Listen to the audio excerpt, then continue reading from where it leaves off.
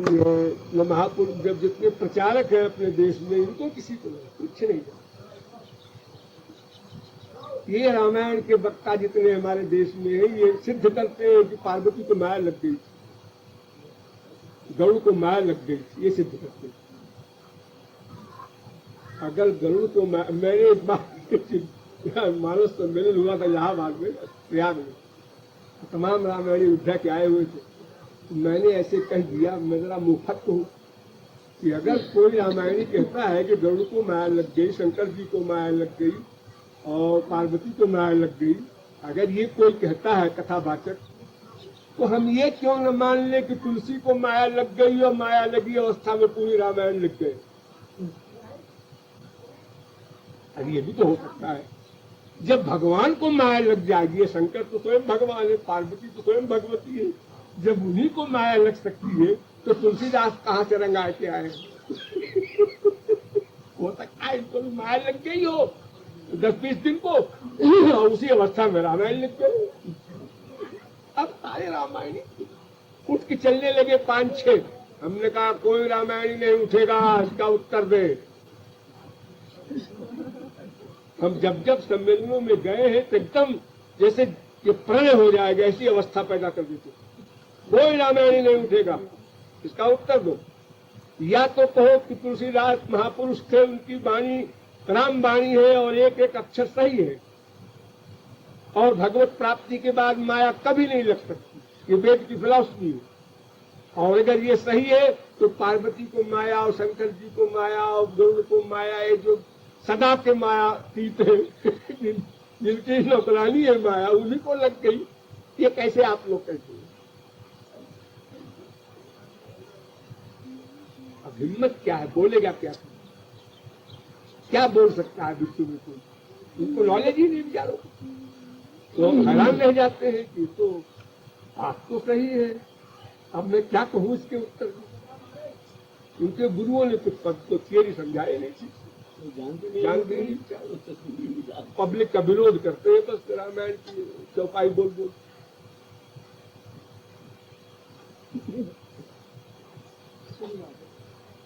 तो रामायण की कीड़े हैं, जिंदगी भर रामायणियों का संपर्क हो, रामायण के जो हमारी बात सुना पहले, जिनको पहले आश्चर्य हुआ हो तो मिट्टी धोखे में थे अभी तक।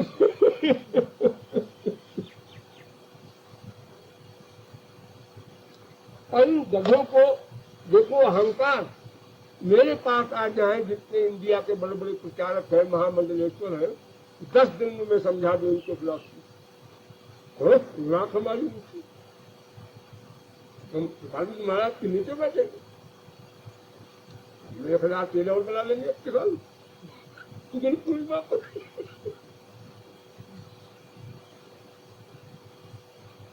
तो हमारी किताब सबके पास है,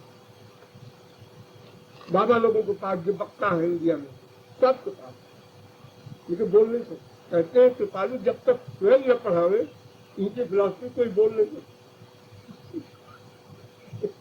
किताबों में सब लिखा है।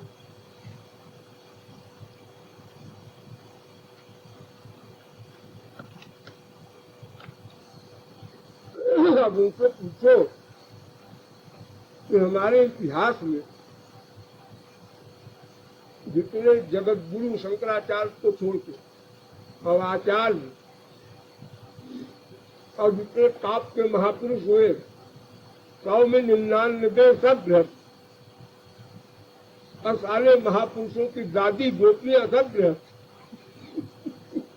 जिनकी चरण धूरी ब्रह्मा शंकर चाहते हैं। लेकिन शंकराचार्य के प्रचार से लोगों में ये दिमाग में भर गया, पजामा पहन निरंकारी है, ये पीला कपड़ा, महात्मा जय बाबा जी के भेष में नमस्ते हो रही, और वही बाबा जी पैंट पहन के निकल जाए, कोई जा रहा है। देखो बहरूपिया को अगर पहचान में, देखो बहरूपिया को कल पीले पहने तो आज ये पहने।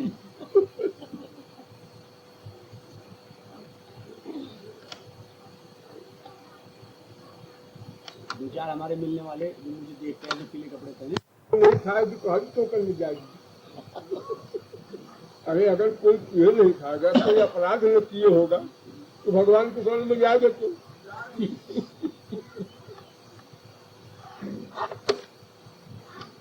बुद्ध कह रहे हैं कि जिस समय सूरदास निकलते थे वो बेचारे रहते थे वृंदावन में जंगल में, कभी कोई गृहस्थी देख ले ये जा रहा है वेश्या का, ये देखो बाबा जी होते हरे राम बोलता है आजकल, ऐसे लोग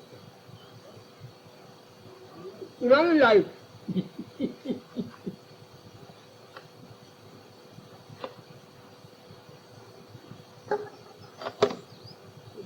बुद्धि नहीं, और बिना तत्व ज्ञान के साधना नहीं हो, होगी फिर गिरेगा, होगी फिर गिरेगा।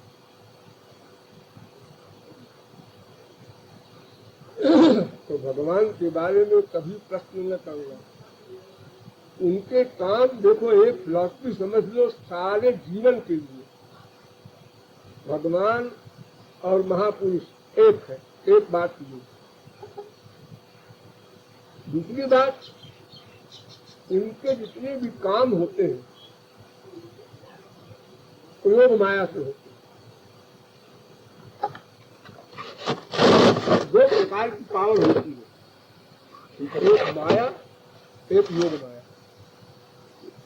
तो माया का काम तो यह है कि आपकी बुद्धि को अपने अंदर में कर लो, और उसके अंदर में होकर के आप जो काम करें, काम का, क्रोध का, लोभ का, मोह का, ईर्ष्या का, द्वेष का, पाखंड का, जो भी करें वो माइक कार्य कहलाता है। और भगवान और महापुरुष योग माया से कार्य करते हैं। योग माने अपनी पर्सनैलिटी में रहेंगे और माया का कार्य करेंगे, रहेंगे अपनी पर्सनैलिटी में। जब गोपियों को यमुना पार जाना हुआ दुर्वासा की दावत करने के लिए, उससे पूछा कि सबसे बड़े महात्मा कौन है, इस समय उनको दावत करेंगे, हमने लोगों ने व्रत किया है 1 महीने से। उन्होंने कहा हमारे गुरु जी है दुर्वासा जो है। रात को कैसे जाएंगे, नाव भी नहीं मिलेगी। जाओ कह देना तो श्री कृष्ण अखंड ब्रह्मचारी हो, यमुना मार्ग दे दे। अब सब गोपियां हंसे, अखंड ब्रह्मचारी।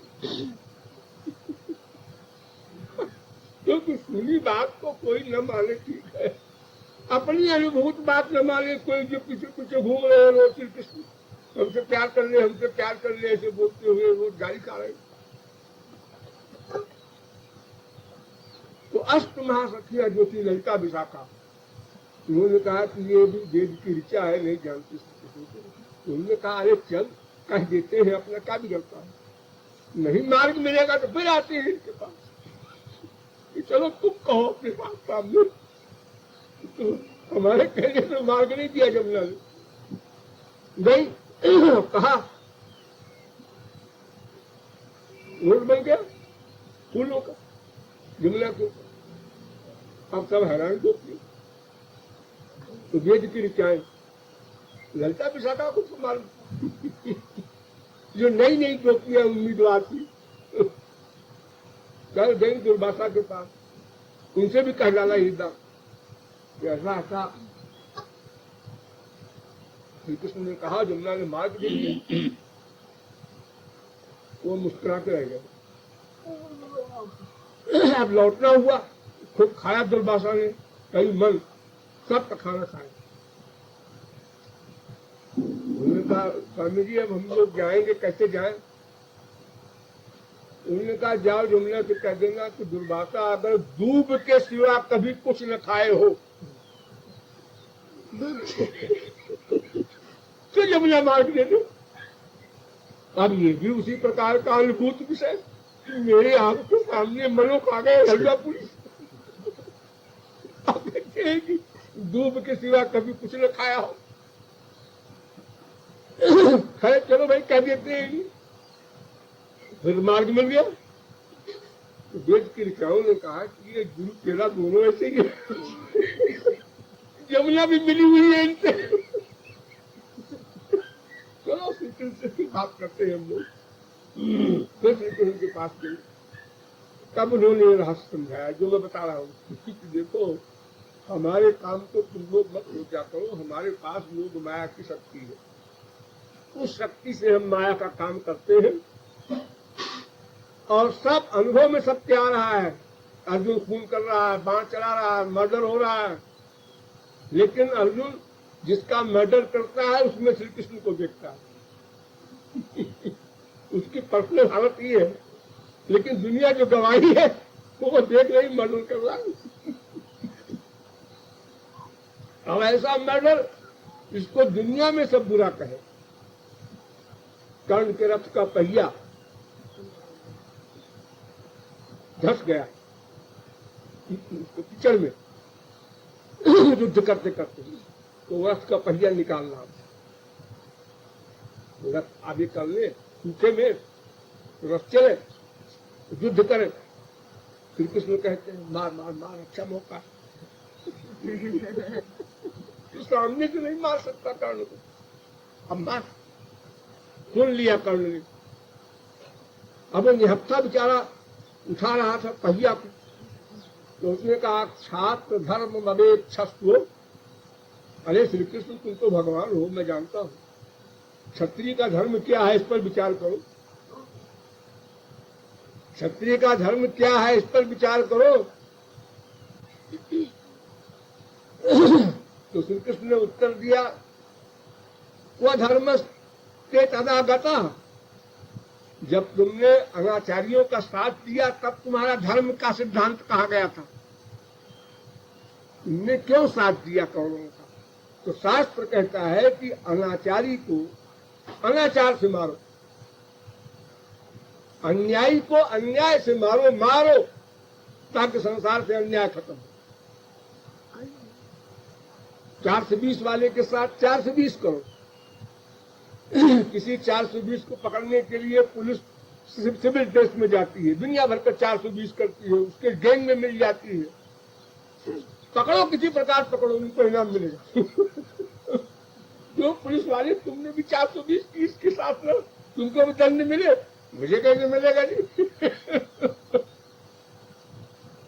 तो भगवान ने कहा कि देखो योग माया के कार्य में बुद्धि नहीं लगाना कभी। समर्थ असमर्थ का काम कर सकता है, असमर्थ समर्थ का काम नहीं कर सकता, वो मर जाएगा।